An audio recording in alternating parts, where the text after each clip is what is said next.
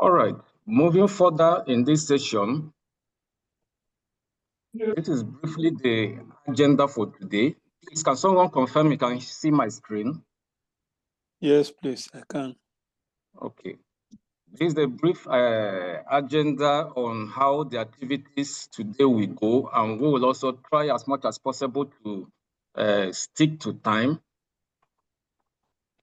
in everything that we are doing. So moving on, we will be welcoming our president for a brief opening remark.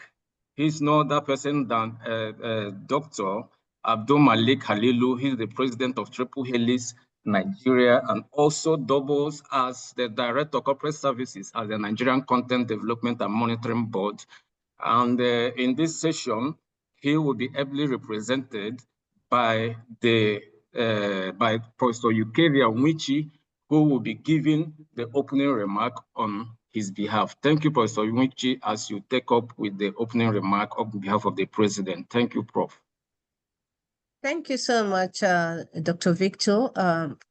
Once more, apologies for the hitches that we had to deal with to be here, but we must go on with the important conversations, and we're very grateful that our resource persons and all of our guests are patient enough with us, and we hope that they will move things in a very speedy manner to ensure we land on planned time.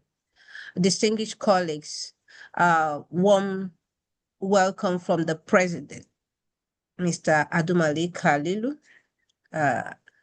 On behalf of our President, Triple Helix Nigeria, I wish to welcome you with all pleasure to today's webinar.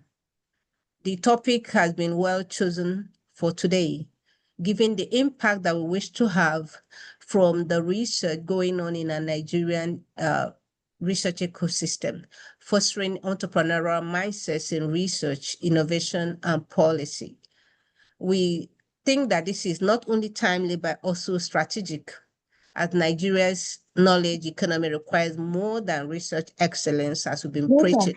It requires entrepreneurial thinking that connects innovation to industry, policy, society, so people can be self-reliant.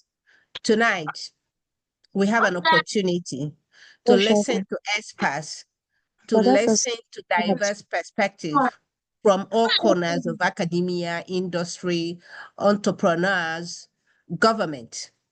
We have the opportunity to exchange ideas when it's time for question and contribution session. We have opportunity to share experiences. We have opportunity to chart pathways together that can truly transform the research into impact. That's what we want to see, societal change that is sustainable.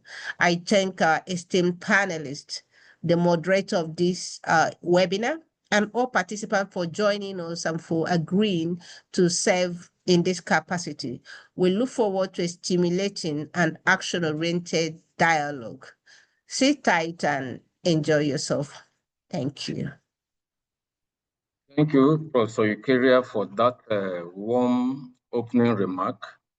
Moving further in this session, we'll just look at briefly what Triple Helix is all about, though we are behind schedule, but just have it in mind that our vision is to inspire at least 10 knowledge institutions to accelerate innovation and have at least 10% equity in 10 listed companies in the next 10 years. That is our vision, 10, 10, 10, 10, 10. We have to mention this because our webinar is also centered on this. So you should know why in the course of this discussion, we will be talking mainly on this vision 10, 10, 10, 10. So whenever it rings in your ears, you know that it is all about to inspire at least 10 knowledge institutions to accelerate innovation and have at least 10% equity in 10 listed companies within the next 10 years. So stay tuned as we move ahead. Next is our moderator. He is no other person than Engineer Dr. Michael A. Adebite, the Chief Executive Officer, Robot Integrated Services. Let's have a brief of the profile of our moderator. Dr. Michael A. Adebite is a distinguished engineer, academic, and researcher whose career at the Petroleum Training Institute, EFRIM, spans over 3 decades of impactful service.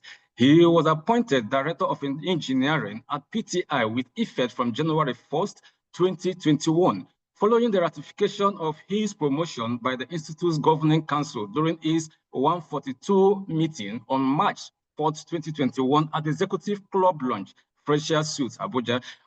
Dr. Adebite began his career at PTI on March 2nd, 1989 as a lecturer in the Department of Welding Engineering and Offshore Technology.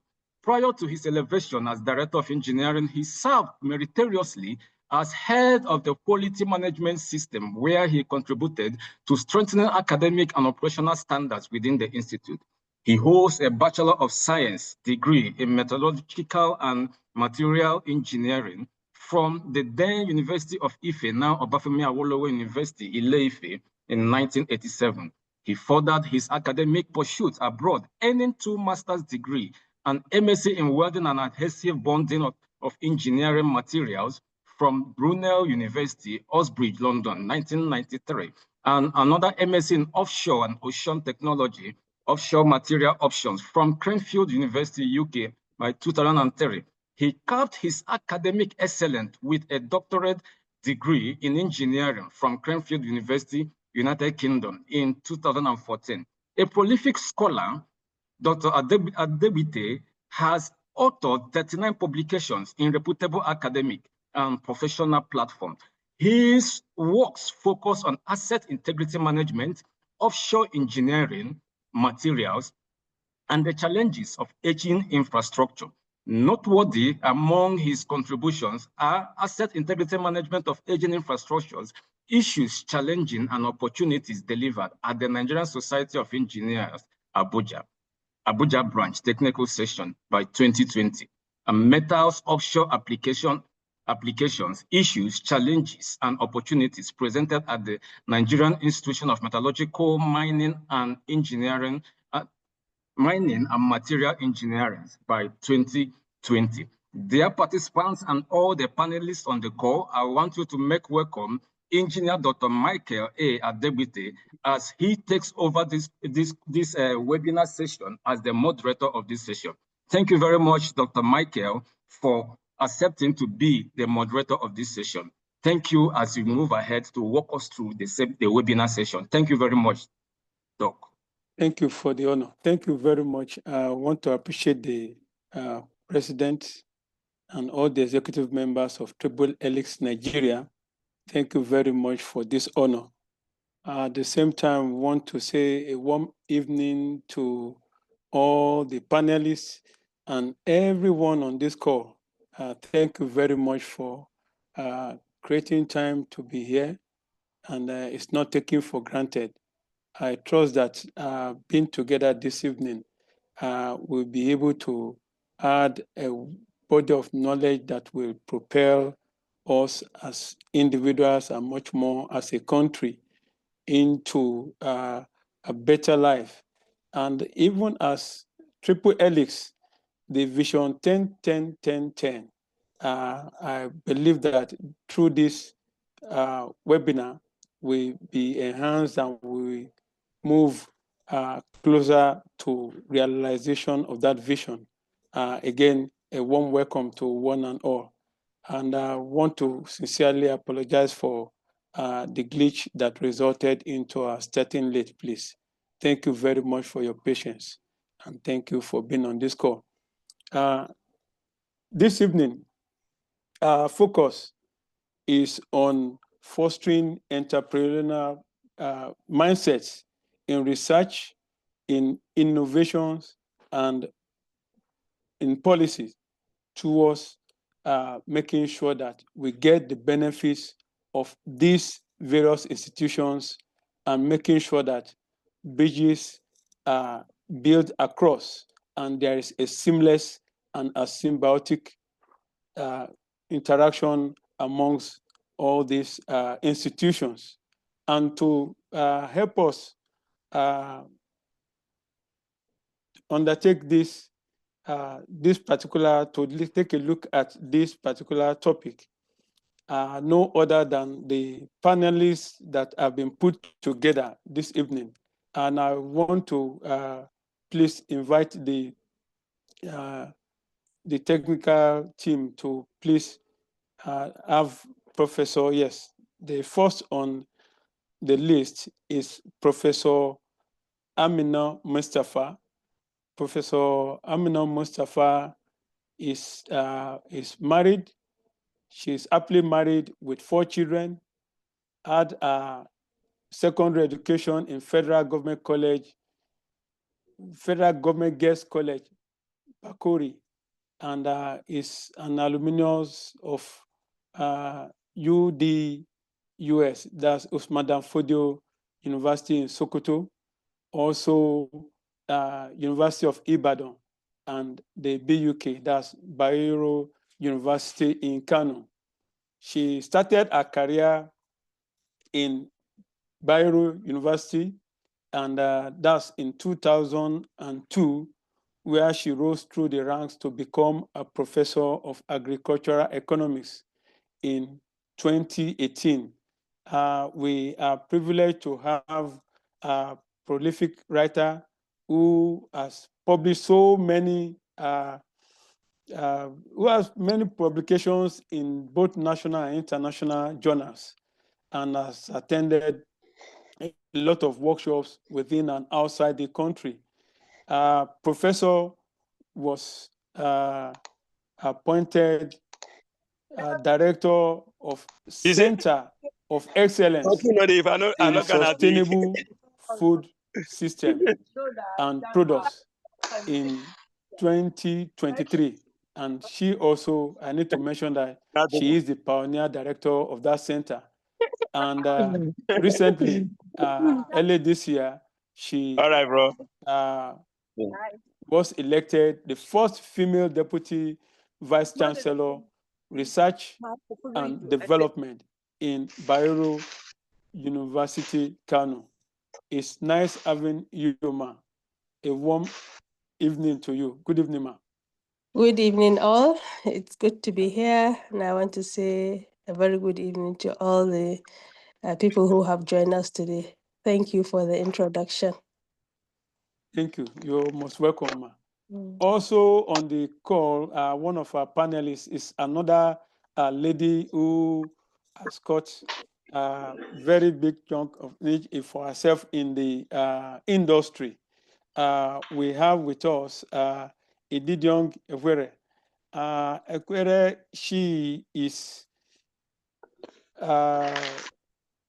of the Nigerian LNG, that's Nigerian Liquefied Natural Gas, a corporate manager in charge of transformation. And she is also on this call. It's nice having you, madam. She has been involved in strategy and business transformation at Domalong and leads transformation that drives long-term growth across the industry. She joined Domalong in,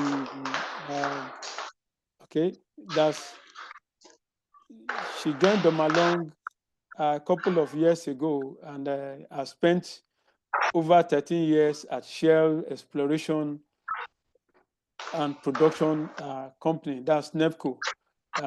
She is a product of Robert Gordon University and also an alumnus of University of Calabar.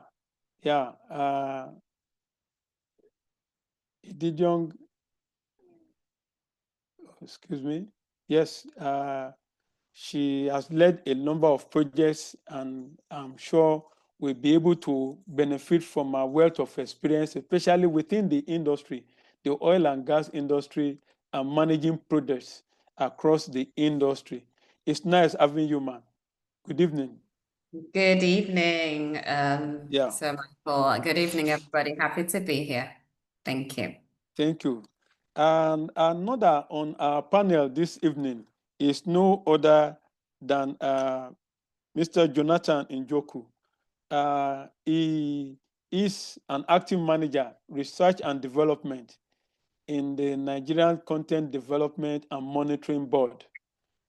Well, he has also caught a very big niche for himself within the industry, and being in the regulatory arm of the industry, I'm sure we'll be able to benefit from his wealth of experience too this evening.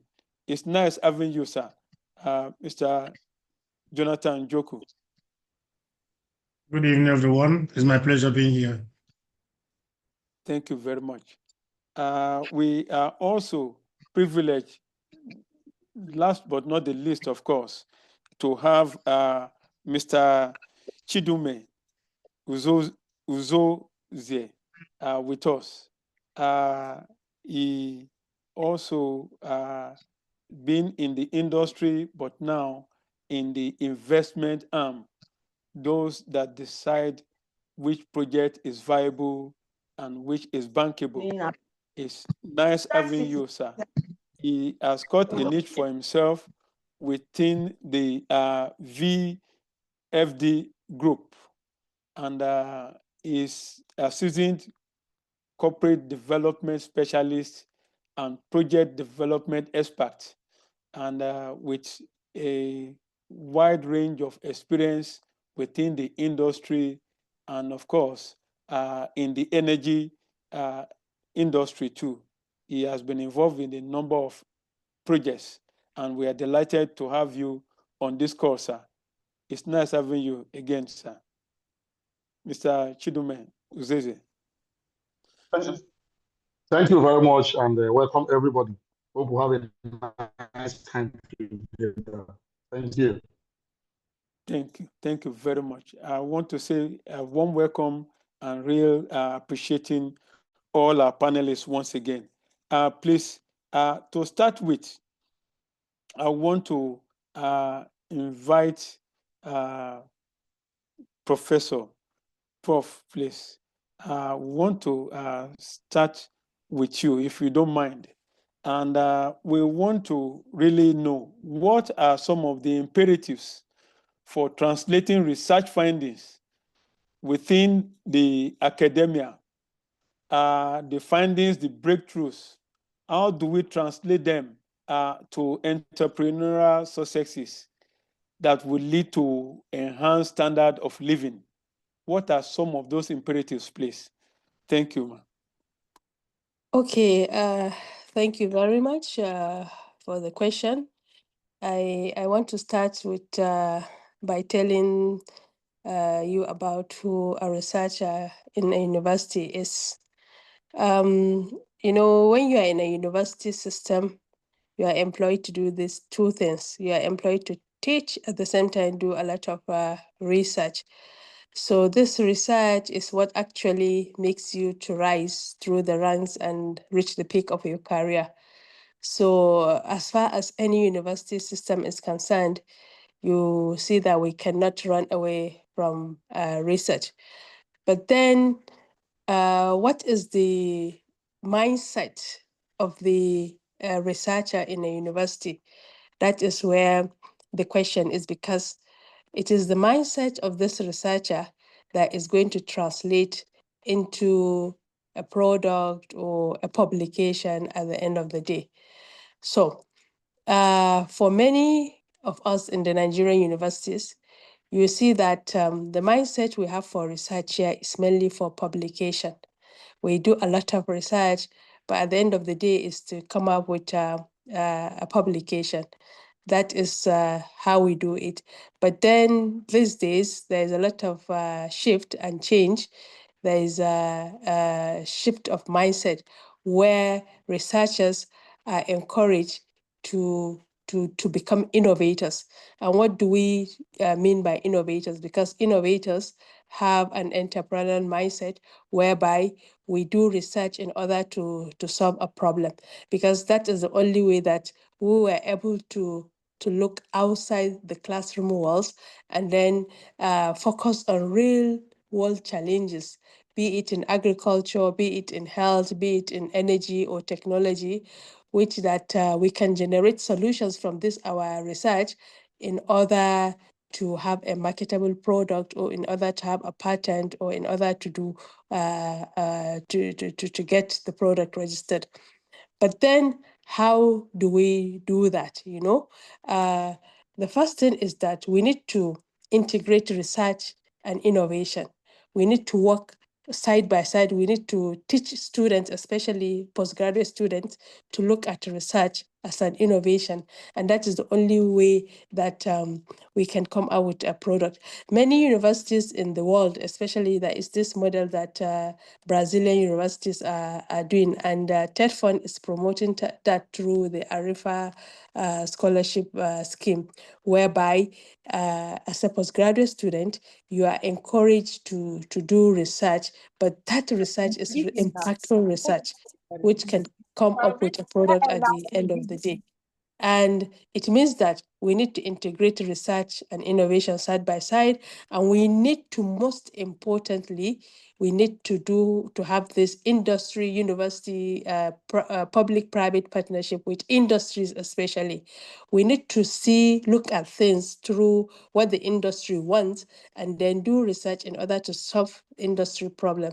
I believe this is one of the best way that researchers from the universities can actually be impactful, and we are trying to make our research a problem-solving one, so that the industries will be the ones also funding. So we need to co-create. There is need for co-creation and co-development of research in our universities that will become impactful, especially to our immediate communities.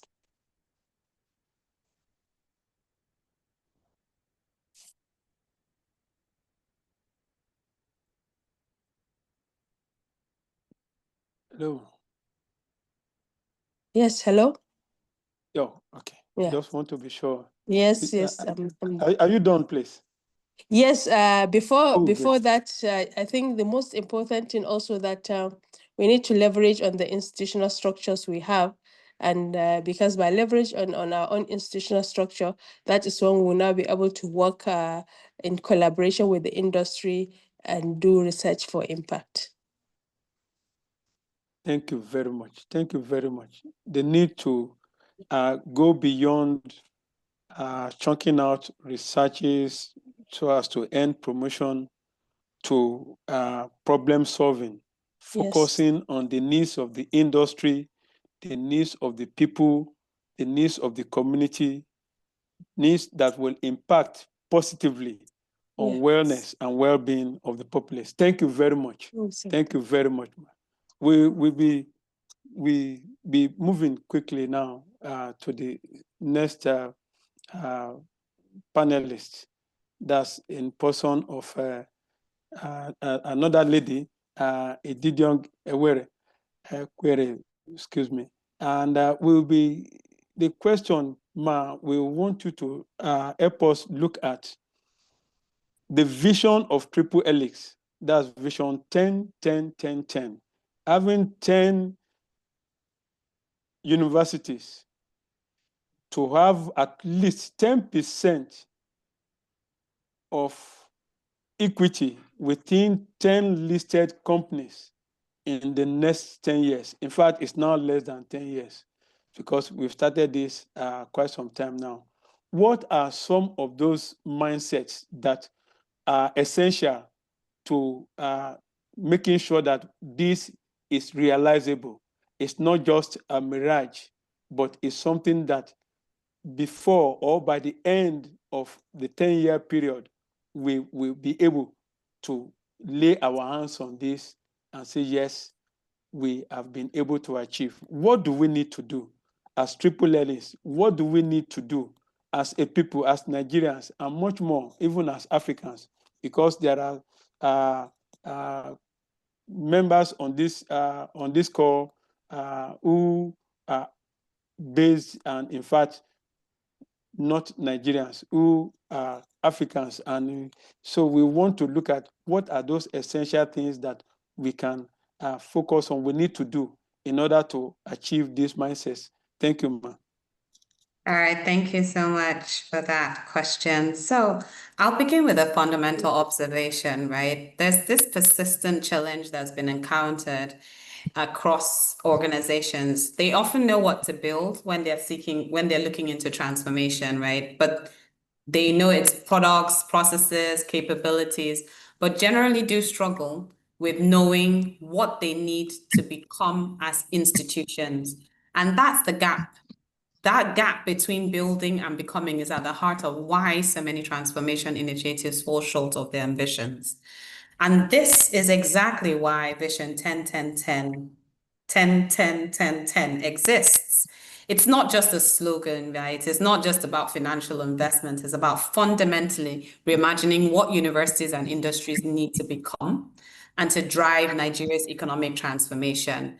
That strategic blueprint fuses academic knowledge with corporate capital and with regulatory expertise, so that universities are able to gain meaningful influence on the industry. The industry is also able to gain access to fresh research and challenge.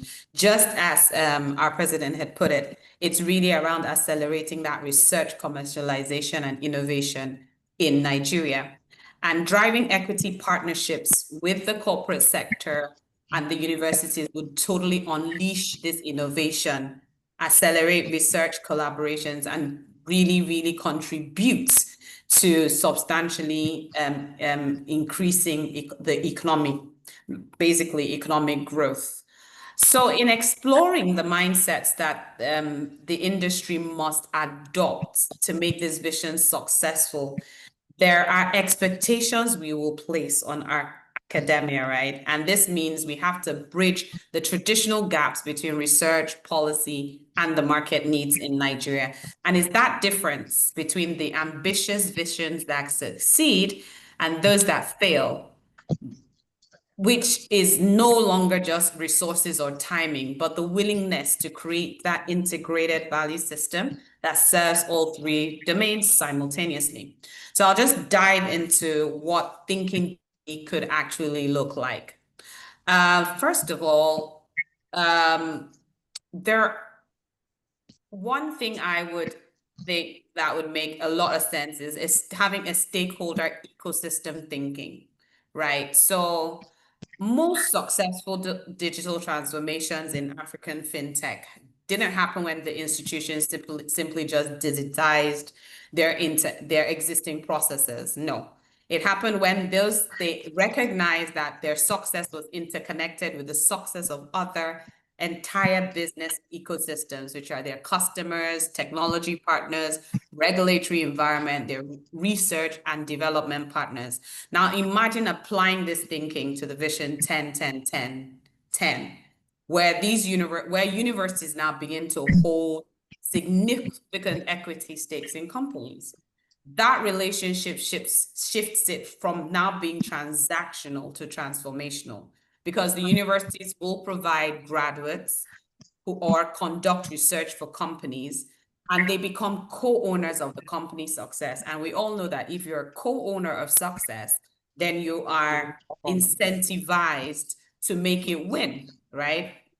So now companies aren't just hiring from or funding the universities, they're also invested in the university's capability to drive innovation. And that's what I would call an ecosystem prosperity thinking, because now you're not asking how do we maximize shareholder returns, you're asking how do we create value for all stakeholders in a way that compounds over time. And this isn't altruism, it's strategic intelligence, right?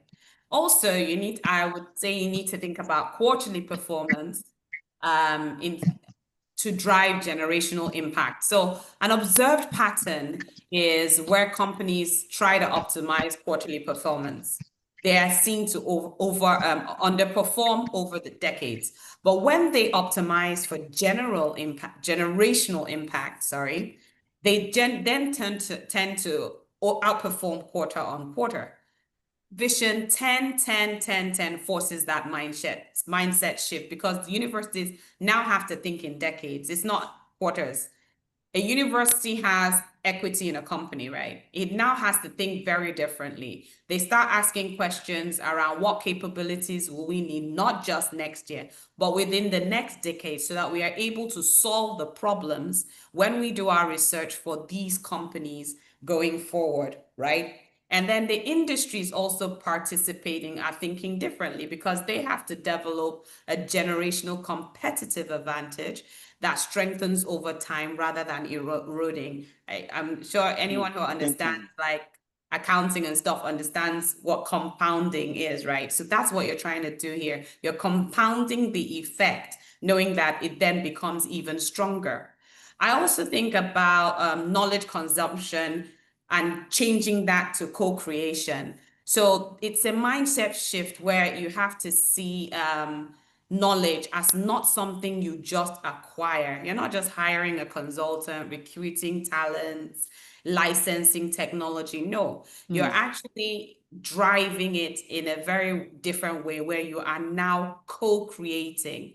So when you think of real world examples where you have global best practices, some of the most successful companies are built on not just purchasing software or hiring consultants, but by partnering with other companies and therefore enhancing their value chain. And of course, what this then does is that the results demonstrate power of knowledge co-creation for them because it just gets better. And that co-creation means that universities have equity stakes in companies and they're incentivized. And then finally, I'd say that we need to really stop thinking about risk avoidance and think about strategic risk taking. This is just being very dynamic in the way we think about risk and how we intelligently use data to make decisions that is not so we're not avoiding it, but we will take that risk, but we're taking the risk intelligently because we've already sort of foreseen what could go wrong and we've thought of how to fix it. And just that melding, right, between the industries, the regulators, and the universities, once we shift our mindsets to believe that we're all in this together, and we're not competing against each other, but instead we're enhancing each other's pipelines, then I believe that mindset shift will make a difference for us. Thank you. Thank you. Thank you very much. Thank you very much. The essentials. Thank you very much. The mindset from holding back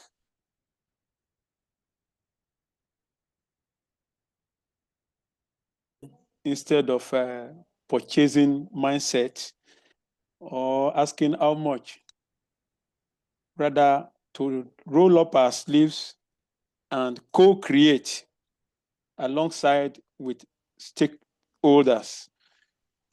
Thank you very much. This, I believe, are very, very strategic indeed and will be very, very impactful. We move on quickly now to some of the things that we expect from the government or government agencies. Usually we see them as, the police. What could be the roles of government agencies in fostering entrepreneurial mindset in research, innovation, and policy? To take this is no other than Mr. Jonathan Njoku. Please, we want you within the next 5 minutes. What are some of those things, the roles of government agencies?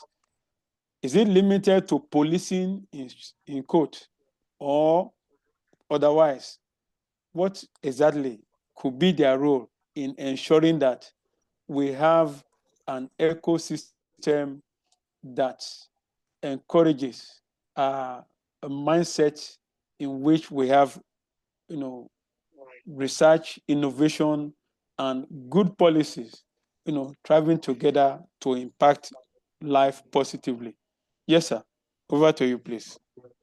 Thank you very much, the moderator. Good evening, participants. This question is very important, and we know that there are various agencies of the government that is saddled with responsibility of fostering entrepreneurship mindsets in research and innovation, as well as policy, as case may be.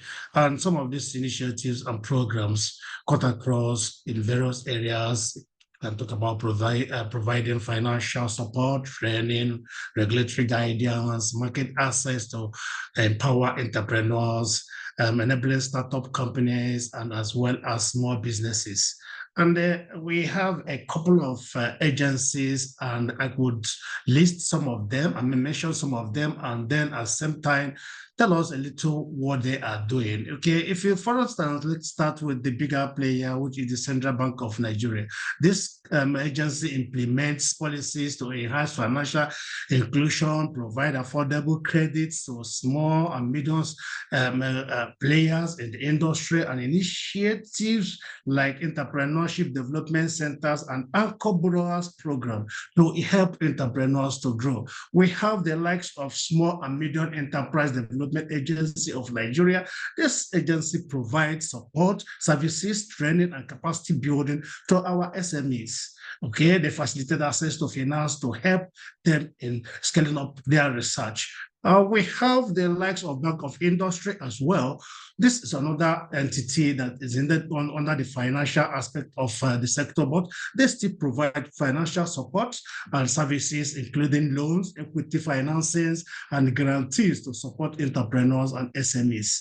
We have the Nigerian Export Promotion Council, which equally helps in the area of supporting export-oriented businesses through export support programs, market research, trade fairs, and training. We can go as far as we can talk about NIDA.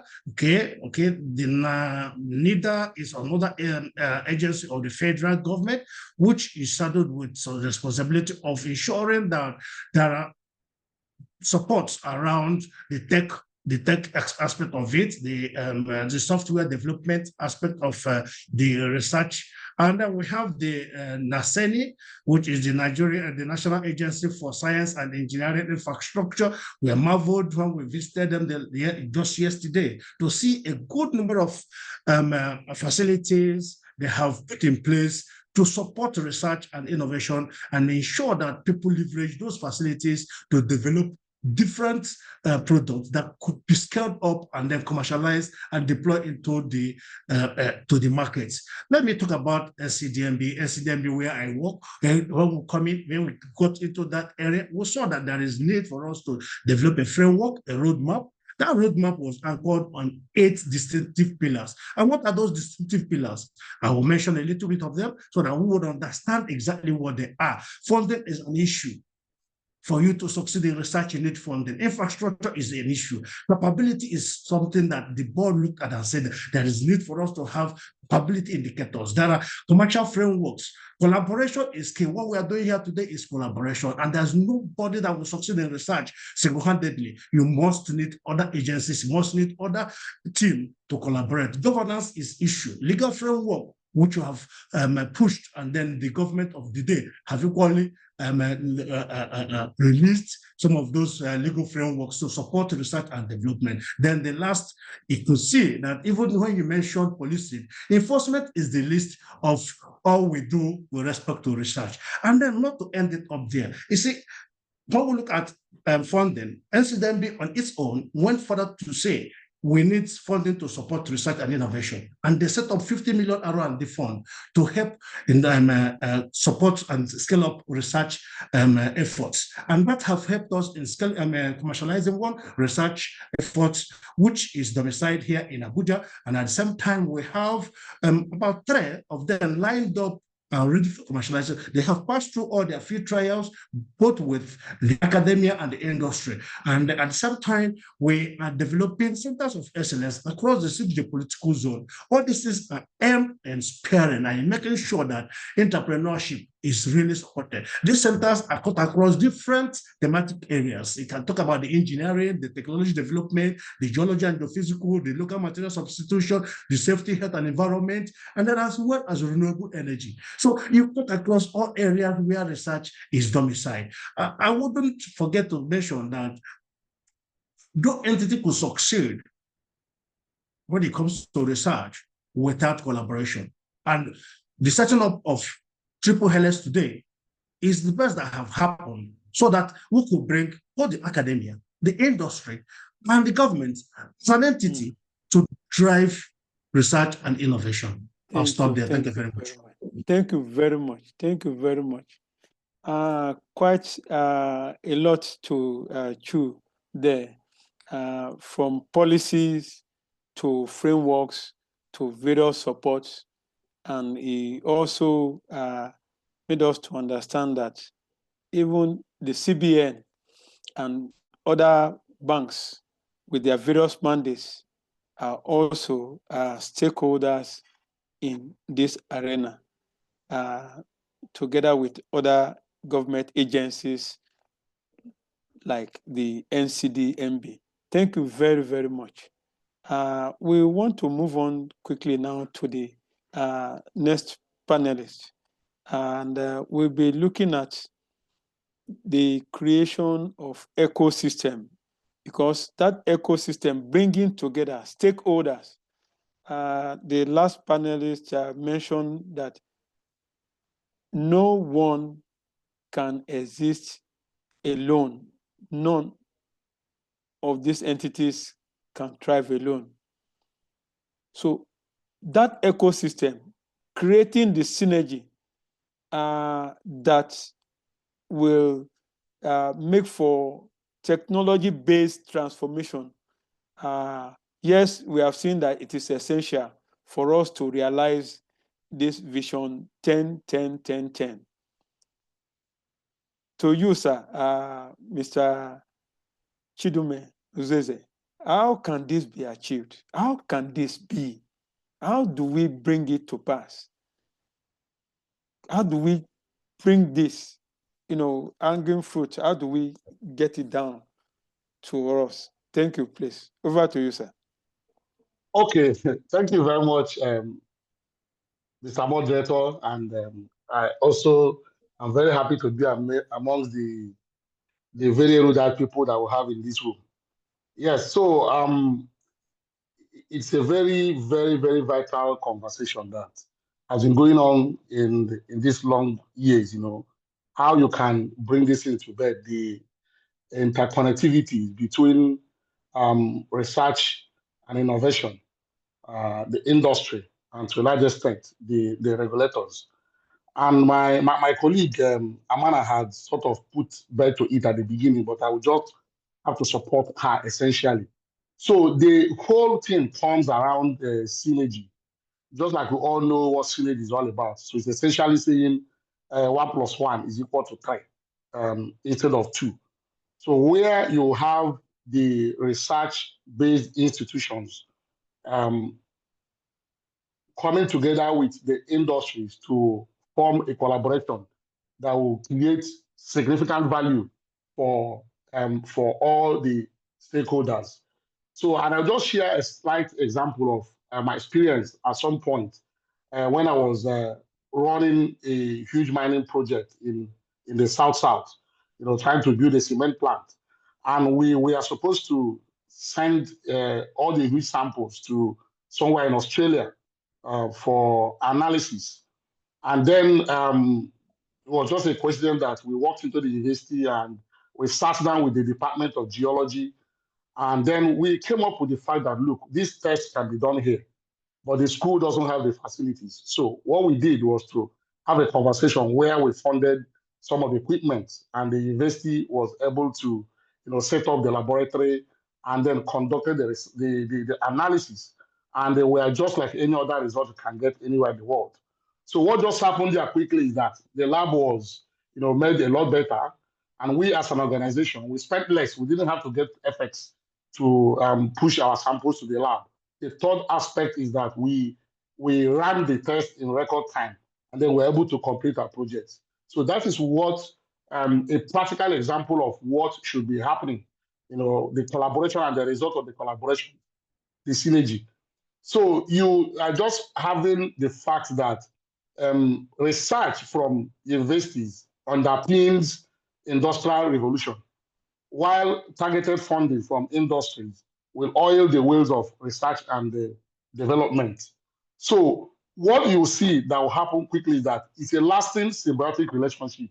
And then if you then circumscribe it by bringing the right regulatory framework or environment for them to thrive, then that's the ecosystem we will have to create. So I'm very happy that the last speaker emphasized on the fact that they're not police dogs or attack dogs or watchdogs, but rather they are just creating a conducive environment for research and development and industrial revolutions to thrive. So this is what it is essentially. So for it to happen, therefore, the academia will have to understand the challenges of the industries. So tailor research and production, or research and development around providing solutions to the problems of the industries. And so to that extent, the industries then will also recognize that, look, these guys are partners in development, and begin to also provide targeted funding to those research opportunities. And this is how we can collaborate. So that is why if you see in countries and places where this sort of collaboration has happened, you will see that the government and the institutions deliberately create institutions that relate to specific industries in those areas. So, for example, if it is an area like you have in the Ruhr region in Germany, where you have a lot of potash mining, a lot of mining operations happening, they create a university that has significant funding for research in mining. And therefore, as you are talking about using, for example, cake technologies in the beneficiation process in minerals, they have developed a technology that would essentially, make them beneficiate the minerals in good time, with less funds, and also and environmentally friendly conditions. And so the company will save a lot of money. The environment will be cleaner. The government will also have less problem in remediating environment, and the academic environment will also be funded adequately. So this also equally aligns with what you see in sustainable development. Sorry, somebody is actually interjecting. I don't know. Is it the shirt you're talking about, or what? Or shirt to wear suit? Oh, no, now.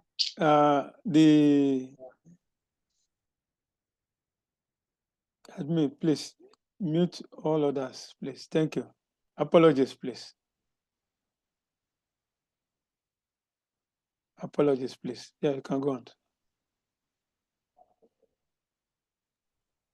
So can you hear me, please? Yes, please. Yes, loud and clear. Okay, so if you look at the tenets of sustainable development, where you have, the economics, you have the social and the environment, coming together to build a sustainable, ecosystem environment. It is the same process essentially that we should have in, the academic and research environment, coming together with the industry and then the regulators, underpinning it.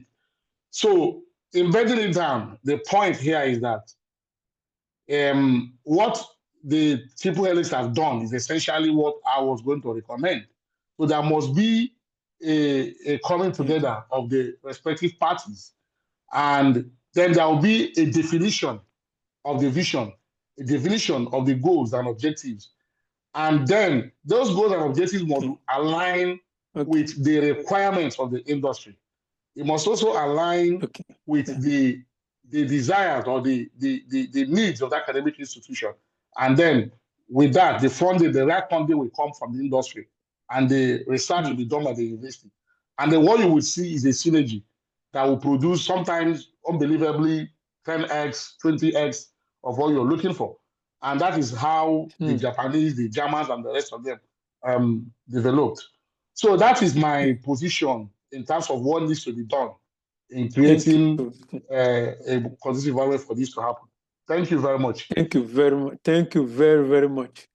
Really, you've taken us so much dived into what we need to do differently, and you'll be telling us more. We need to quickly take you on what we need to do differently. Yeah, you have made mention of a few things we need to do more or differently rather in order to achieve this vision, especially in ensuring that one, we see ourselves as partners. Yes, different entities, but we are team members, partners in progress. And in definition of roles and in doing things the way we need to do things, we want you to please take us through some of those things that we are doing now and we need to steer away deliberately, wheel away the steering so as to get to the desired destination. How do we, because you've mentioned now, and in fact, all the panelists, you have, ascribed to the fact that there's need for a seamless academia, industry, and government ecosystem. The possibility, how do we lay hands on it? And we want you to please take us further into how we can not just seeing it or touching it, we want to lay hold on it. How can this be, please? Yeah, thank you again, sir. Okay, so thank you very much. So I think it is not so much as to steering away completely as to reviewing or revising what is existing, because the academic research institutions in Nigeria are very good. The industries are also good, but it is just a question of coming together. So how do you come together? One of the ways is to quickly begin to form some sort of industry advisory boards, industry university advisory boards. So where you have a mix of those who have successfully led industrial growth in certain institutions across sectors, and the leaders or selected people from the universities coming together into one entity. So just for example, like the triple helix here, if it is something that could have expanded, where you have people in the university and those industry coming together. So with that, you have a team of people who understands the challenges of both sectors. Of course, the regulators being involved. So these tripartite relationships will then begin to craft some sort of vision, some sort of processes, procedures that will then lead, that will be implemented via some strategic projects to the envisioned destination. And of course, like you all know, what you can then do is to have some sort of a prototype or a project that will, bring that to bed, and then it can be multiplied. So the role the government will also have to play here will be some sort of policies, building policies around it, and deliberately, enforcing those sort of policies, just like what they do with funds like the ETL funds, like the statutory deductions they do from companies for either education tax on the rest of it. So they can enforce it where, bodies, it could be, let's say, my partners Association of Nigeria can be, brought into such things, and all sorts of groups can come in and then form these sort of boards, and then they can craft the vision and the roadmap to achieving this. So that's one. There's also the issues around them bringing joint research projects. So where you involve, all the parties in such research, and putting together grants. So those grants can be government grants or institutional driven grants for such for such ventures. That is also how you can begin to push this narrative, Then part of it is also beginning to create what we used to have before, where you have internships, sabbaticals, and staff exchange between universities and the industries. Today is almost non-existent. But in our days, and even to your own days, but sir, you will see that there was a lot of emphasis on that, on knowledge transfer from both sides of the divide. And I've said the other point, which is government policies. So I can go on and on and on, but I've just encapsulated it into these 4 bands. So if there is the coming together of strategic individuals across the divide to create a vision and goals and plans, implementation, that would help. And of course, funding from grants and also be the oil to drive it. Then the other activities around internship, government policies, and the rest. So that is how I feel this should be done. And you then give a timeline and different milestones that you want to attain to get to that vision destination. So that's my view on how we should approach it. Thank you. Thank you very, very, very much. Thank you very much. From joint research, so that individual companies will not be spending their hard-earned revenue in research singly, but collaborate with other stakeholders in the same industry, and pick up a research in one institution or the other, and they can share the results, the knowledge gained together. Coming together, advisory board, yes, staff exchange. That's a system that can guarantee something that is generational. That's generational transformation and not transaction. Thank you very much. Thank you very much. So we move on quickly now to, again, back to Mr. Jonathan. Mr. Jonathan, please. And we're looking at the government agencies as enablers. Yes, they are not there as enforcement agencies, but much more as enablers. We want to see their roles in terms of creating an avenue for standard products and services, acceptance, so that it is not that, oh, well, we just out of tests conducted here, rather than being moved, the specimen moved to Australia, supporting a lab here, and then having the results here. And we see the benefits of that. So in many cases, we see that the results are considered inferior. How can regulators and government agencies, how can they, or what do you think they can do to ensure that products and services are acceptable or within the acceptable limit, not sacrificing the standard, please, or quality? No, that is, they are of quality, acceptable, and accessible in any other part of the world. So what can or what is the government doing about this? Thank you, sir. All right, thank you very much. That's a good question. Acceptance of research and products. First and foremost, you see, let me use a case study, NCDMB, where we work, and then where we have done more of collaboration, because if you must ensure that product of research is accepted, you must ensure inclusiveness. What does that mean? Is that you cannot do it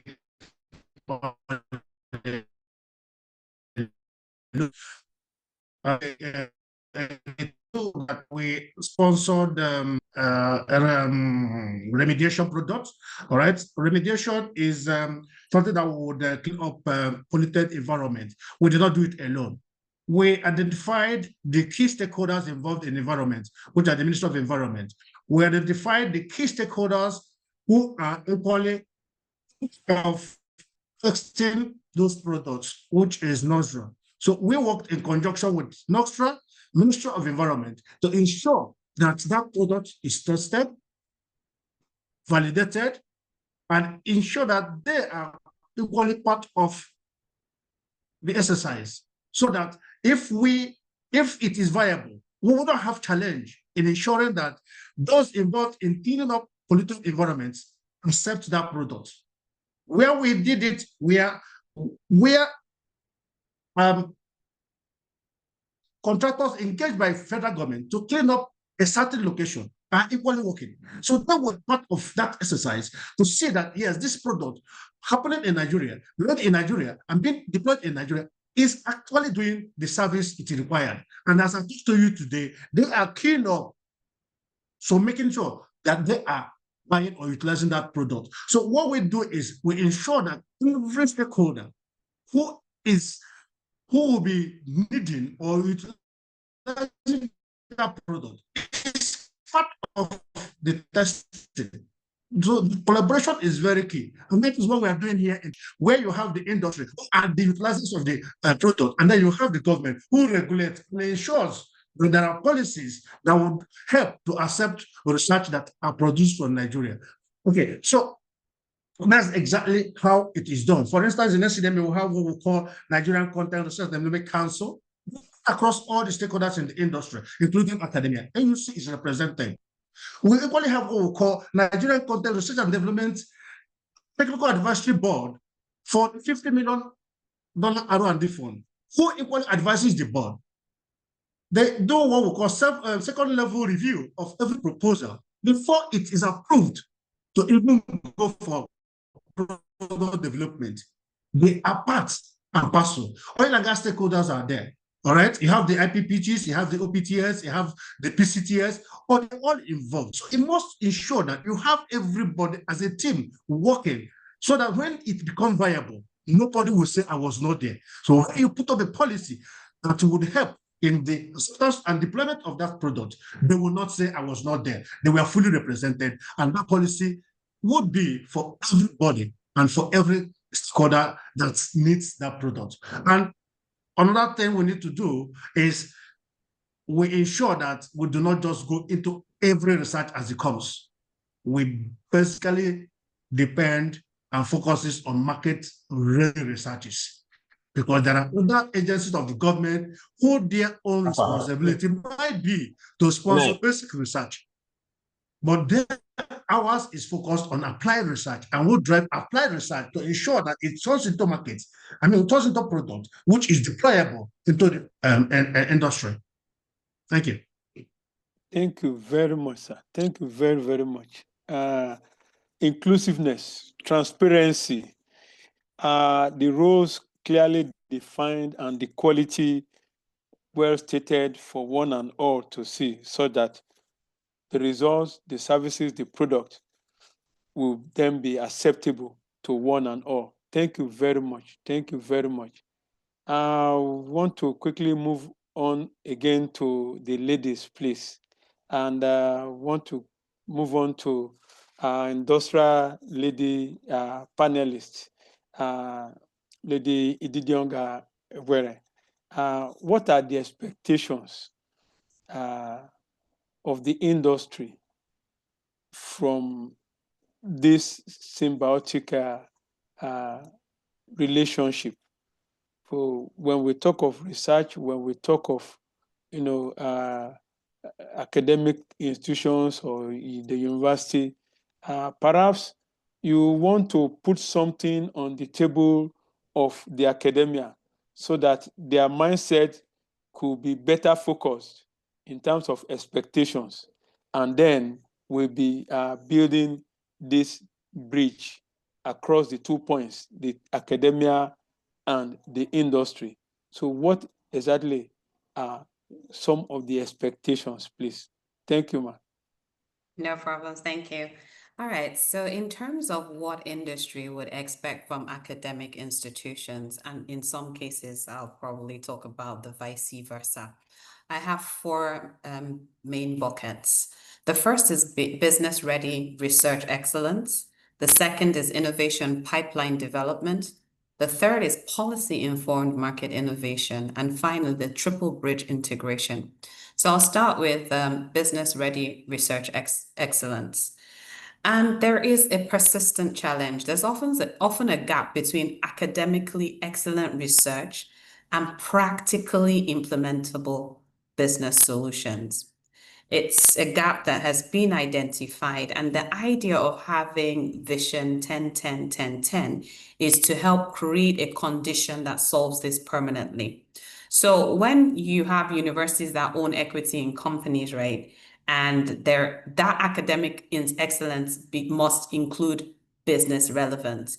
So it begins to solve, in quotes, you could say, the problem where we have students leaving school and almost not being savvy about what's happening in our offices and at large the industry. That integration means that they already begin, when they're working on their research, they already have a business mindset in place. So you could consider renewable energy sector best practices, and the most impactful research that has ever emerged from there has been from university engineering departments that co-developed testing protocols that measured efficiency under real-world conditions. So this is not just lab perfection. Now you're taking actual performance, thinking about the humidity, dust, variable grid connectivity. So that there's that expectation, right, from the industry that when they partner with the universities as equity partners, they will consistently deliver this level of practical relevance without compromising those academic standards. And that's where transformation begins to take place, because you're now really tackling real world business problems and you're challenging them and solving them with scientific rigor. Then when you now go into innovation pipeline development, right, you're talking about sustainable innovation, right, today. And that requires a pipeline thinking and not project thinking. A lot of companies think about transformation as individual projects or a couple of projects. But when you're thinking transformational innovation, it now becomes more systematic. And you're thinking about those capabilities that will engender that and continuously generate breakthroughs. It's not a one-off static thing, it's dynamic. And your universities are that inherent pipeline. So because there's always a slew of resources growing through undergraduate, postgraduate of different levels, master's, PhD, that's where your pipeline is. And of course, that means the industries are constantly relying on the universities to provide them with that continuously developed and developing talent who are exploring these emerging technologies and building knowledge over time, right? And aligning this pipeline with the industry just lends to complete transformation, right? So in other words, the industry expects the university partners to function as innovation accelerators, not just conducting research, but systematically developing the next generation, affecting the way they think, their mindset as to how they tackle breakthrough technologies, methodologies, and the talent themselves to drive competitive advantage. So the third one I talked about was policy-informed market innovation. And this is where the industry truly needs academic partners, because the institution then functions as a bridge between research excellence, policy implementation, right? You're not just analyzing market trends, but you're also anticipating policy needs and the research gaps that could unlock new market opportunities. So you can see how that triple helix begins to form. And that's when they become indispensable, because they're going to help industry navigate that intersection of research possibilities, policy frameworks, and market realities. It's not just conducting research, it's translating research into policy recommendations and marketing strategies simultaneously. And that means that the university partners then have to think about questions and answer the questions around how research findings inform these frameworks, how these changes unlock market potential, and how they can then scale solutions that work within our unique environments. And finally is the triple bridge integration. And that's, for me, is the ultimate expectation from the universities when you want them to become that triple bridge institution, because they're simultaneously advancing research frontiers, informing policy development through that research, and driving market innovation. So they're very like a pivotal foundation if utilized in the right words, right? In the right way. And that opportunity then, it means that we can't compromise academic standards. We have to elevate them, because that's the foundation that serves Nigeria's development across board, right? So that intellectual excellence has to be maintained, and rigorous research will then emerge from these places and from these institutions, enabling us to tackle all of these intersections, the research possibilities available, and drive excellence across that ecosystem. Thank you. Thank you very much. Thank you very much. Quite a lot to chew there, and I'm sure Prof and other colleagues within the academic forwards, they are listening and taking notes. Let me just make mention of, just in line with what you've said, I had an experience visiting Nissan, well, not as advertising the company now, visiting Nissan. I've had the privilege of excursion industry visits, but on this particular occasion, visiting even as a student, all of us students were then put together after all the visits, moving around the various units, and we were now, served a sheet of paper to put down what are our expectations in the next generation of cars. What's the car of our dream? What are the features we would love to see in vehicles and things like that? And quite amazingly, you then see a number of us putting funny things. I would like to, have wash and basin in my vehicle. I will love this. I will love that. Zebra color and this color. And as young people, a lot of us just put this and that there. And down the line, 3, 4, 5, 6 years down the line, some of these features, one after the other, you now see them in version this of this vehicle, so version and things like that. And these are things, when you mention, innovators, accelerators, that's one of the things we are talking about. Those who will query and challenge the status quo. Yes, we are doing it well now, but can it be better? Yes, it could be better. And how do we get it done? And these are things that, when we have innovation accelerators on board, especially with the energy of young people within the academia, we get them, focus their energies at things that will drive innovations, and then the industry definitely will move.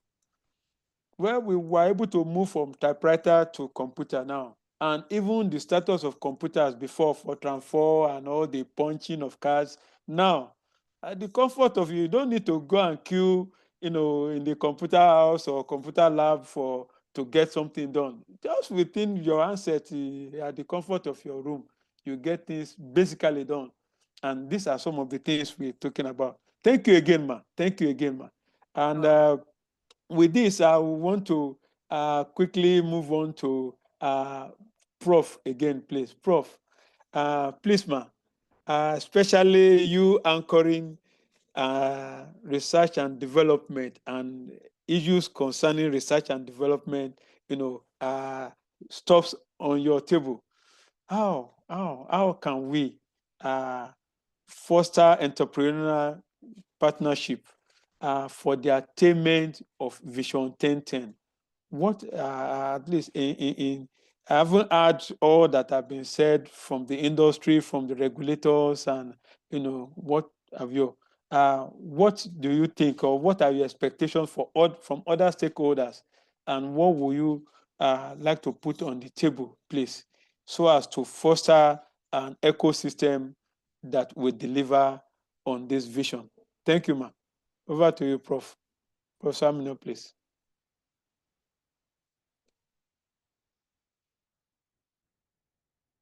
We are with you, ma'am. Hello, thank you, Mr. Moderator. Can you hear me? Yes, please. Loud and clear. Okay. Thank you, ma'am. Thank you very much once again. My colleagues on the panel, some of them have actually answered the question you're asking me, especially the last speaker. But I'm going to give my answer based on the academia side, because that's where I belong to. I will quickly run through some 5, 6 things which we must do at the level of the academia in order to have a good partnership with the industry. So the first thing that we need to do is that we need to have a good institutional framework and policies. Institutional framework, which it's actually the best practices in many academic institutions now. And that's why you see that countries like the US, the UK, they have private investors funding research activities in the university. And I believe we can equally do it here. And even in Nigeria, we have some private industries already funding researches in university. So what do I mean by putting our institutional framework and policies in order?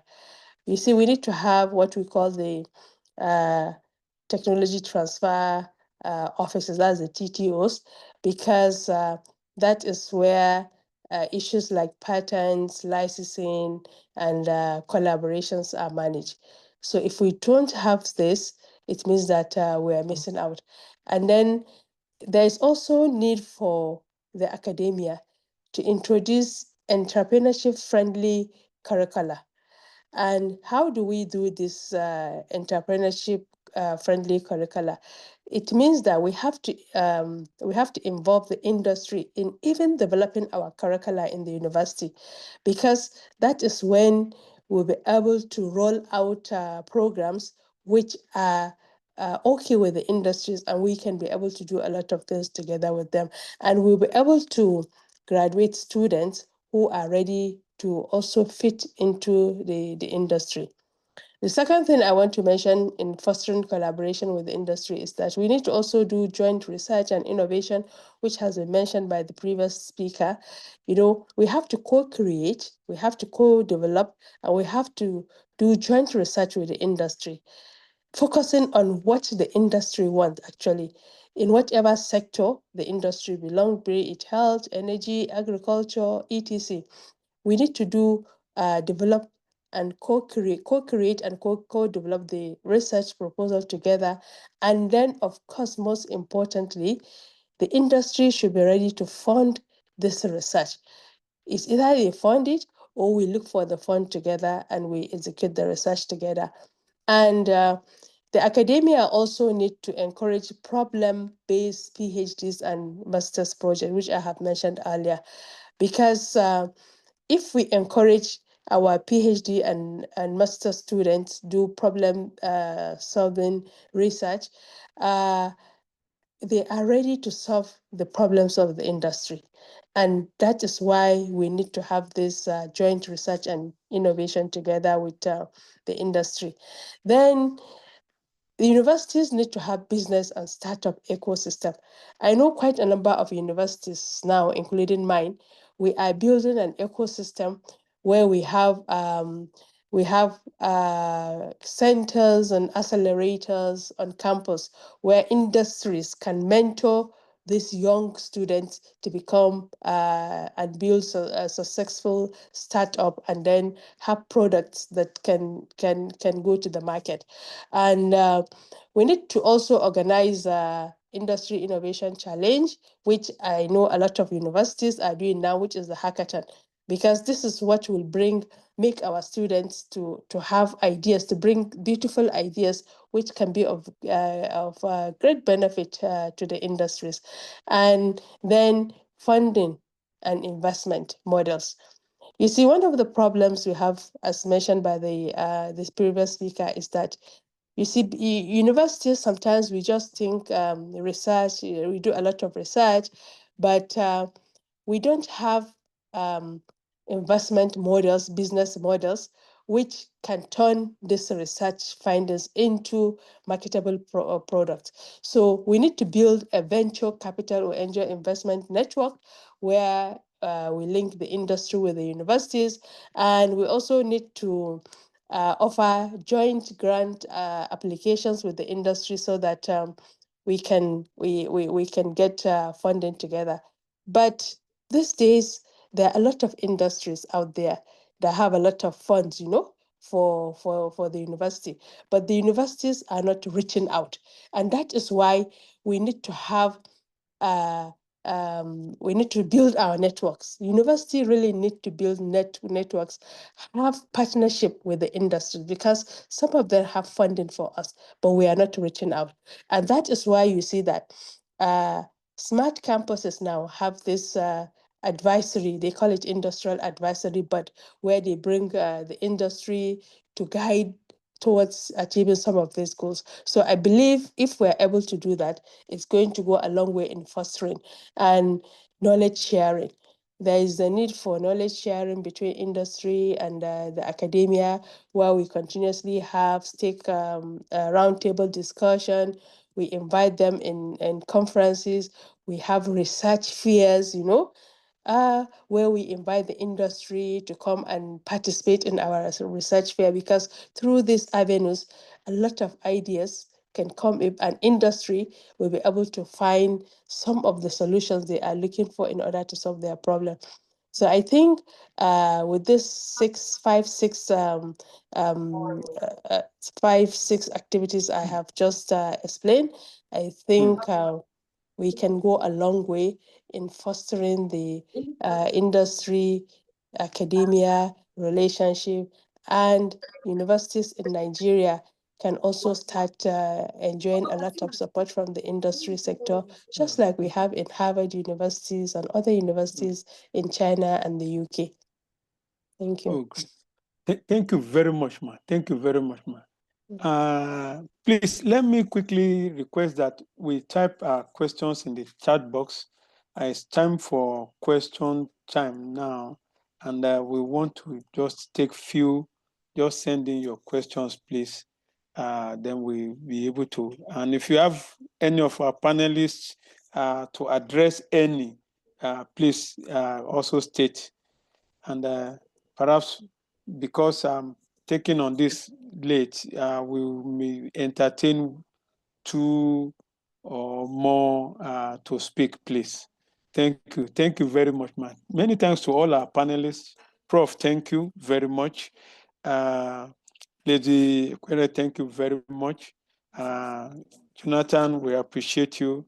And also, Zoze, we really appreciate you. Let me just make this comment. One of the sources or avenues by which we enhance the network within the academia is through alumni in the various departments within the faculty, and of course the entire school. It's good to stay close to the alumni and ensure that we are with them even in their journeys. Thank you very much. Mention has been made of having a pipeline system and not a one-off thinking. A pipeline, a systematic and dynamic system. When we build this, then we can be sure of continuously building a body of knowledge and also innovation accelerators for the future. Yes, questions, please. In the chat box, I'm not seeing any question. please, perhaps you want to indicate by raising your hand. Please, a question for any of our panelists, a question, please, or comments. What can we do better to ensure that we have Vision 10-10-10 realizable?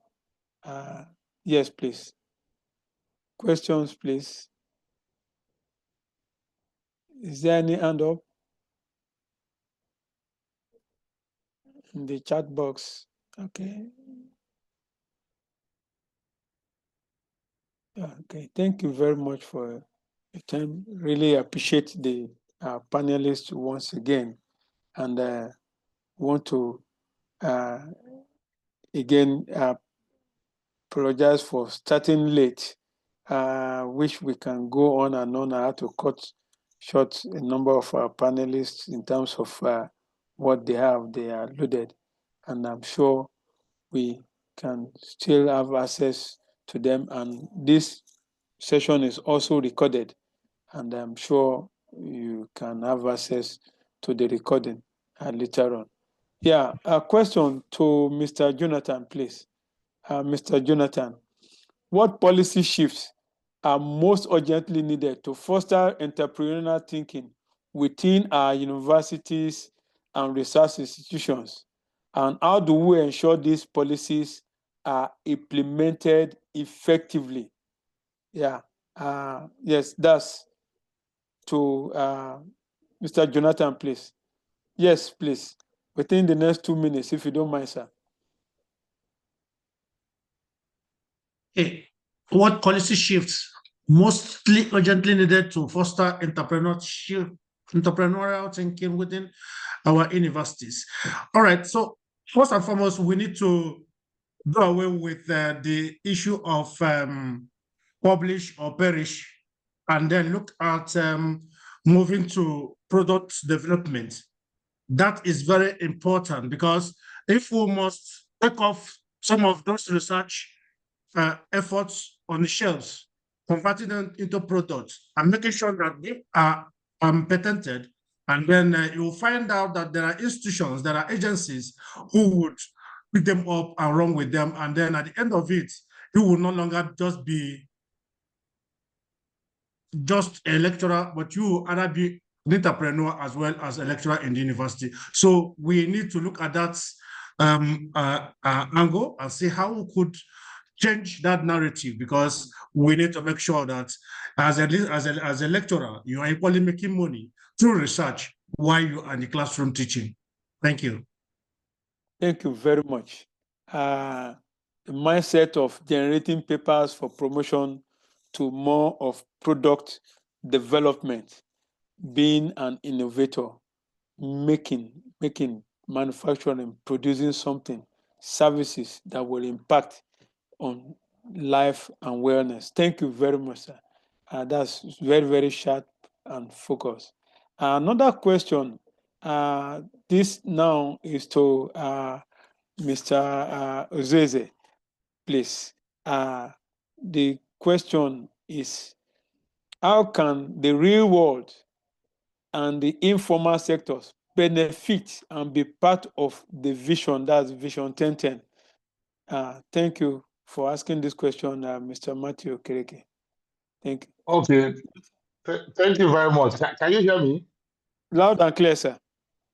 Okay, so the first job here is to define the real world and informal sector. I think one is the subset of the other. The informal sector is in the real world. And so it encompasses both the organized sector, the informal, the academia, regulators, with all the real world. That's what makes it real. So having said that, the benefit is what I've explained earlier.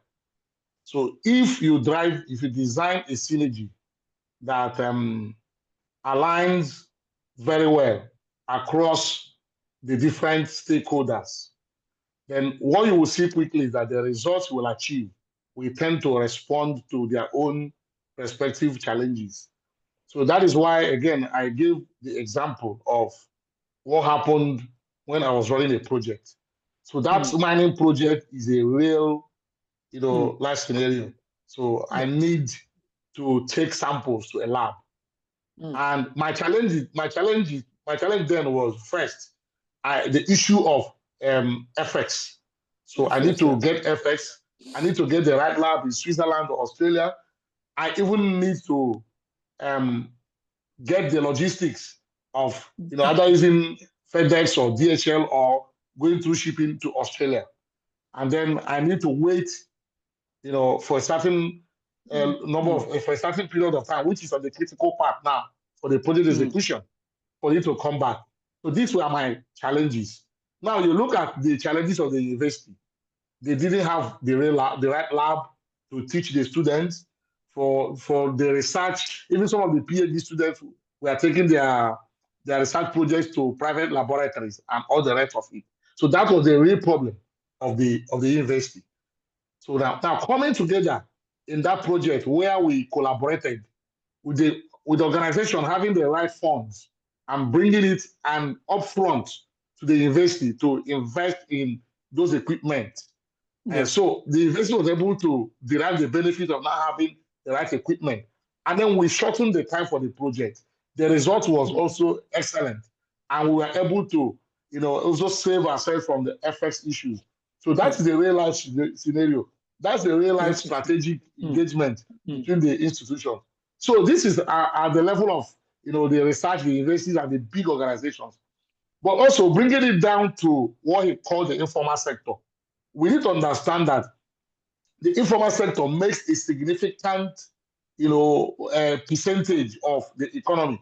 In fact, if you remove them entirely, or obliterate them, the economy will collapse. So therefore, the benefit for those informal sectors is that if you have innovation that is driven by the universities and the big organizations, just like the story of the Mimosa and the Shark, the fallout of it will quickly, translate to value for the informal sector. You can see what happened in the telecommunication sector, where when the MTNs of this world came and changed, when the government gave licenses as a regulator, licenses to GSM companies, and the MTN of this world came and revolutionized telecommunication. And what happens quickly is that you started seeing people who were bringing in umbrellas and they will buy mobile phone and they start, giving people services where they come and make calls and all that. And they made a lot of money. So to his point, if there's a proper innovation at the level of the big players and the government, it will translate to, value. It will translate to value for those who are in the informal sector. So that's how it will align. So I hope I've answered your question. Really. Thank you, sir. Thank you. I'm sorry I'm running against the time and we need to really close now. But we want to crave indulgence, please, to take on one or two more. And these next two questions, please, I want to plead with Lady Ekwere, please, to help us handle this. You help us handle these two questions. In what ways can fostering entrepreneurial mindset help ensure that research and innovation not only address local challenges, but also position Nigeria effectively in the global knowledge economy? And the next is, we want you to please handle, is the question by Dr. Mrs. Shola Adeshola. If we were to push innovation ecosystem, how can the university academic promotion be restructured to encourage innovation and knowledge transfer pathway? What are some of your thoughts on this, please? In fact, the next question, the third one too, or the last one also is equally addressed to you.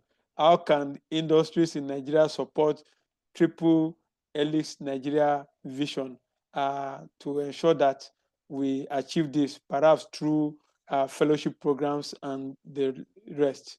Yes, let me leave the last three questions on your table, please. Thank you, ma'am. You are capable. Although I think the university one would have maybe even been better tackled by my prof. Right? It's okay. Yeah, but in terms of, yeah, let me see how I can. So the first one is pretty easy, right? So and thank you for the questions, I must say. So for the entrepreneurial mindset one, it's really about changing how we see research and innovation. You can't view research as something that just ends in a publication. You have to actually seek things that create value for our communities, for our industries, for the wider world. Remember, I used the phrase innovation accelerators and us systematically developing the next generation of breakthrough technologies, methodologies, and talent that will drive competitive advantage. If you don't see yourself as a solutions provider, you're not going to tackle you're not going to tackle that. You're not going to change your mindset enough to tackle and solve for the problem, right? So if our researchers and students and even policymakers adopt that entrepreneurial thinking, where they start asking themselves, how does this solve a real problem? How can this idea scale beyond my lab, my town, or my country, right? That shift alone helps ensure that your research addresses local challenges.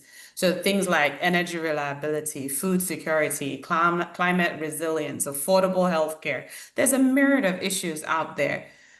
But if you're not thinking in that particular way, you're not going to think about the solutions, and therefore your research is not going to scale beyond just being a publication in a book, right? So that's how you want to think, where it becomes more iterative and it's teaching you, because these mindsets matter. And entrepreneurship teaches you resilience, iteration, and scale.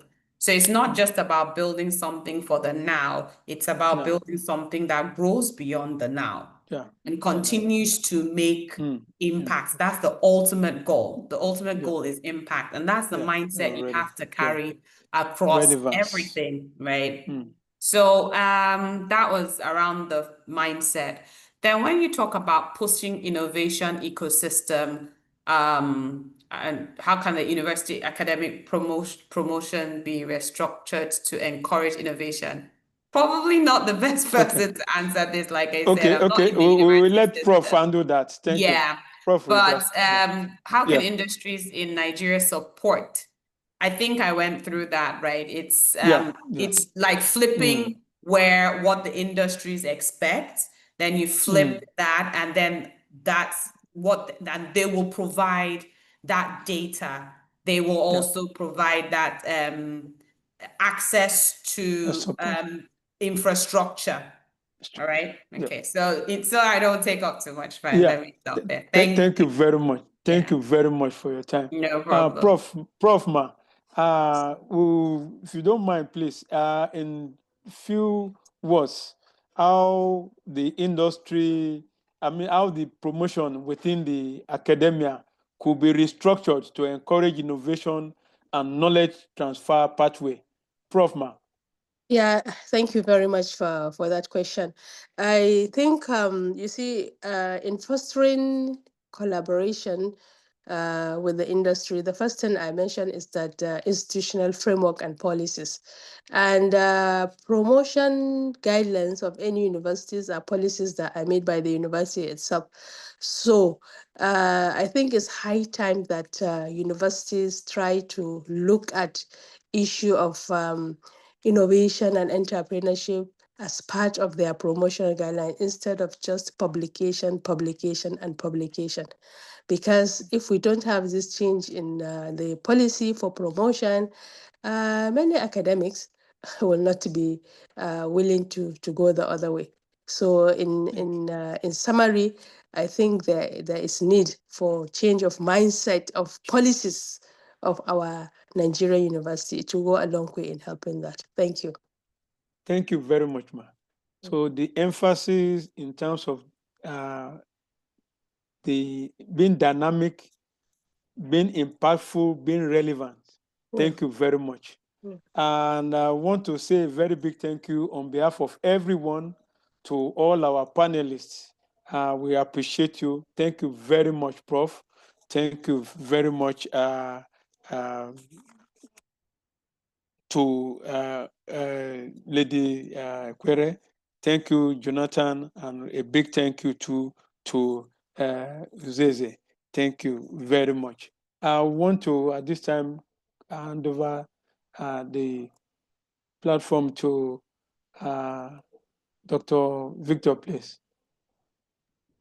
The Secretariat, please. Thank you very much for your time. Thank you very much, everyone. Thank you very much, our moderator, for this wonderful session. To all our panelists, I want to say a very big thank you to you all for making out time to come and partake in this very discourse. So we want to appreciate you once again. It has been an engaging and interesting section for all of us. It is a mind-blowing section.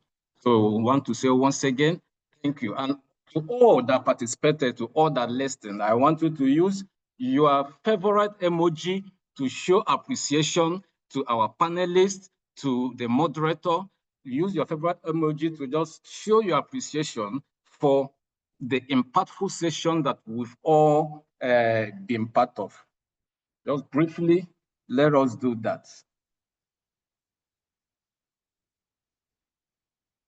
So our panelists and our moderator, you can see that we all appreciate the section and we say thank you and remain more fruitful as we go further in the lives engagement.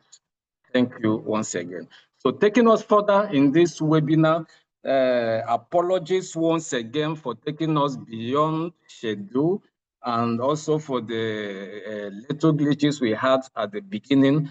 So going further, we will be looking at the next activity, and this is no other thing than our next webinar series. I don't know if you're anticipating such. Our next webinar series, that's the webinar series on Vision 10-10-10-10, the webinar series 12 in the whole series will be coming up on September 18th, 2025. I don't know if you're excited about that. And the theme will be Unlocking Nigeria's Innovation Potentials through Industry Fellowship Programs. Now, get it right. We are moving from fostering entrepreneurial mindset in research, innovation, and policy. Now we are heading towards doing what? Unlocking Nigeria's innovation potentials through industry fellowship programs. So anticipate a mind-blowing section once again. And I'm sure nobody will want to miss that. So as soon as the link comes up, make a haste and do what? And register to be part of the 12th webinar series on Vision 10-10-10-10-10. Now, going further will be our conference, our Science-Based Conference 2025. As we move from unlocking Nigeria's innovation potentials through industry fellowship programs, we are stepping ahead towards strengthening collaborative ecosystems for sustainable innovation and economic growth. And this will be in a fully jam-packed, enriched conference section where we'll be having both technical sessions, workshops, and a whole lot of activities that will be going on. I'm sure nobody here on this call will want to miss this conference. Please try as much as you can to register for this conference and be part of it. And you will never regret having participated in this conference. When is the date? That is between 15th to 17th of October, 2025. That is just in roughly a month time. After the next month being September, we are stepping into October. And the venue is PTDF Conference Center. So anticipate something huge as we get towards the conference. Thank you very much. So to take us further on this, I want to once again thank all of us for being part of this session. And as such, moving further, I want to call on Mr. Silas Ajimijaye of the NCDMB, the Director Monitoring and Evaluation, NCDMB, to please take us on the closing remark. Thank you very much, Mr. Silence. Yes. Thank you very much, Dr. Victor. Distinguished colleagues, esteemed panelists and participants, permit me to say that I really enjoyed this presentation tonight, Professor Amina Mustafa, Mr. Uzozie, Lady Ekwere, and my brother Jonathan Njoku. Thank you so much for allowing us to drink from your well of knowledge. All of us, all participants, all that our colleagues that have asked questions on this issue of fostering entrepreneurial mindset in research, innovation, and policy. Thank you, everybody. The insights shared today reinforce the urgent need for stronger collaboration between academia, industry, and government in translating research into innovation and policy impact. I want to plead with the Secretariat to please do some sort of do an outline from the presentation today. Not only should we go back to the recording, but make a presentation, do something out of this that we can read, so that and which we can also share with others. As we depart, let us remain committed to building sustainable frameworks that nurture entrepreneurial thinking, strengthen institutional linkages, and drive national development. On behalf of the Triple Helix Nigeria Association, I thank you most sincerely and wish you continued success in your respective endeavors. I can't wait to be with you again in the next edition. God bless you. Thank you very much, sir. Okay, thank you Amen. very much, Mr. Silence, Amen. for that warming closing remark. And to this, we bring the session to an end. And we say thank you, everyone, for being part of this session. Thank you, moderator. Thank you, our distinguished panelists. And for every amazing participants, we say thank you for being part of this session. You can on your video as we say bye to each other. You can on your video and say bye as we leave the session tonight. Have a nice time. Okay, bye-bye, everybody. Bye. Thank you for joining us Bye. live. Thank you. Thank you. Thank Bye. you. Good night, Good night, God everyone. bless. everybody. Well done. Thank you. Thank you. Good Night, night. everyone.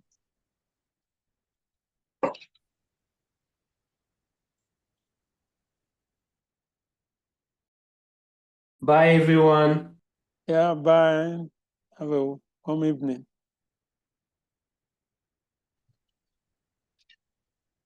Yeah, Bye, bye. you. Thank you. Thank you. You're welcome. Bye, everyone.